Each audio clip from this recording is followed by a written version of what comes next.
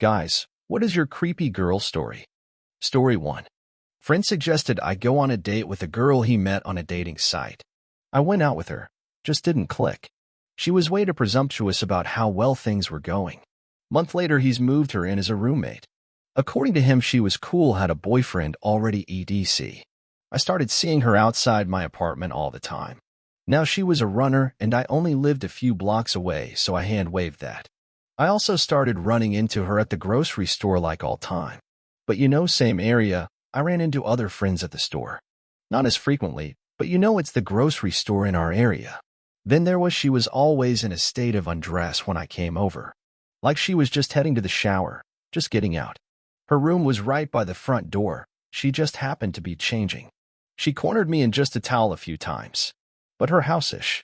What was the last straw for me was at a party she started accusing me of drinking all her beer, I guess, as an excuse to talk to me. It was the guy she brought to the party drinking her beer. She was claiming he was her BF, but I ended up chatting with him for a bit, and they had a class together, but had just started talking like the day before. I ended up crashing on the couch that night, woke up to her dead eyeing me from her bed while riding that dude reverse cowgirl. Told my friend I wasn't going to come over anymore while she lived there. She ended up stopped paying rent, and he had to go through a whole eviction process. Story 2. I went to my girlfriend's birthday party when I was 14. While there, I spent some time on the dance floor, depending on the music, either dancing with my girlfriend or dancing in a crowd. At one point, a girl came up and danced near me. She was clearly giving me the looks, but I ignored that. It was a club hit, so everyone was dancing energetically for fun. When my parents came to pick me up, I started saying goodbye to everyone. This girl found out I was leaving and came up to me. I'd been having fun dancing with people, including her, so I gave her a friendly goodbye. She wrapped her arms around me and hugged me tight, not even letting go as I tried pulling away. Somehow she got my email and sent me a long, mushy poem about how we were kindred spirits whose souls danced together, and all that. It included her cell number. I didn't respond. The next day, she sends me an angry email, saying she poured her heart out to me and I don't even write her back. Being a dumb teen, I called her to apologize. She forgave me instantly and, "It's so nice to finally hear your voice. You sound like an angel." Then came the calls. Like, every day. She'd talk in a cutesy, flirty voice and ask me all kinds of personal questions. I kept telling her I had a girlfriend, but it doesn't matter, she doesn't know me. She was a friend of my girlfriend at the party. They didn't even go to the same school. Eventually, I stopped answering my cell and she'd call constantly, leaving me voicemails that were either super mushy, super long, or guilt-tripping. I just don't have anyone to talk to, and talking to you makes me feel good. She'd call my house and leave messages that even my parents said were creepy and obsessive. Maybe I was too nice, but I sure as hell didn't lead her on. Obviously, she was sheltered and not all that popular at her school, so I felt kinda bad. Once me and my girlfriend broke up, things escalated. She stalked my MySpace and commented on everything. I made a new account and she found that one too. She'd ask my friends about me and try to bump into me while out in public. It was a small town, so that was easy. She'd try to get hugs from me and took any bit of politeness I showed her as a sign of affection. Eventually, I started smoking pot, and she sent me a long message about how you're going to ruin your life, and I really thought you knew better, and how could you do this?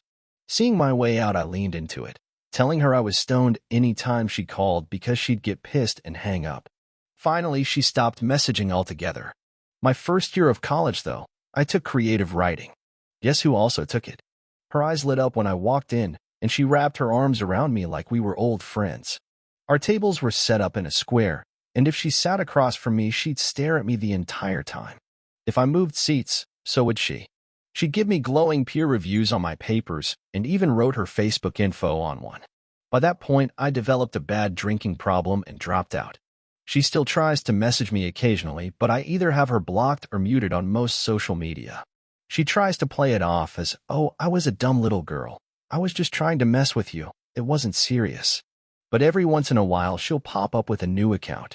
"Hey you. My last account got hacked, so here's my new one. How have you been?" Kinda mild in the broad scheme of things, but it made me extremely uncomfortable and put me off of dating for. Well, I haven't really dated since then. It sounds stupid, but it really bothered me. Story 3. When I was a teen in the 90s, I had spent a Friday night drinking in the park with my friends and was pretty buzzed. I left my group as my curfew neared and was headed home, and I passed by the neighborhood goth chick who everyone kind of avoided like the plague, but I wasn't sure why. I didn't know her at all, because she went to a different school and hung in different circles. I only knew who she was by her unflattering reputation as the neighborhood weirdo. We saw each other a zillion times because we lived on the same street, but had somehow never managed to actually meet or speak to each other at all before. Had I not been drinking, I would have just walked on by, probably without saying anything, but since I was drunk and a teenage horn dog, and she was actually rather pretty, I said what's up to her, and she, what's up, D me back all suggestively. And that was it. In about 30 seconds we were making out and groping each other fiercely. I did actually have to leave, so I gave her my pager number, really showing my age here, and headed home. Little did I realize that this 5-minute makeout detour on my way home would absolutely ruin my summer. The next morning, I woke up already regretting my life choices, but when she did page me, I thought I'd give her a shot. We hung out, and it was just too awkward.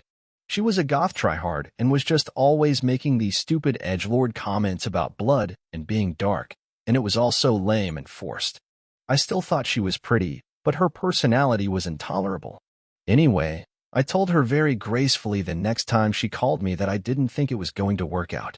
She kept paging me, and calling me, and knocking on my door, and following me around the neighborhood, and following my family.